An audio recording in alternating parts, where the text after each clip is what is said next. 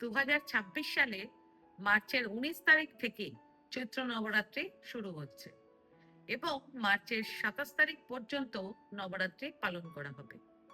নবরাত্রি এমন একটি সময় যখন করা যে কোনো উপায় সাধারণ দিনের তুলনায় বহুগুণ বেশি ফল দেয়। আপনি যদি কোনো ধরনের বাধার মধ্যে দিয়ে যাচ্ছেন, যদি কোনো সমস্যার সঙ্গে লড়াই করছেন, সেটা অর্থ সংক্রান্ত হোক, স্বাস্থ্য সংক্রান্ত হোক, অথবা আপনার কোনো বিগড়ে যাওয়া কাজের সঙ্গে সম্পর্কিত হোক, তাহলে যে উপায়টি আমি আপনাদেরকে বলতে যাচ্ছি এটি অত্যন্ত বিশেষ হবে।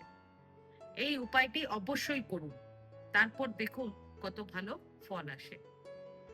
নবরাত্রির 9 দিন রোজ হনুমানজির মন্দিরে যাবেন। যে মন্দিরে হনুমানজিকে পুরো সিঁদুর দিয়ে তৈরি করা আছে, সেখানে সিঁদুরি হনুমানজির সামনে একটি ঘিয়ের প্রদীপ জ্বালাবেন এবং প্রদীপে 4টি ফুলযুক্ত লবঙ্গ গোটা দিয়ে দেবেন।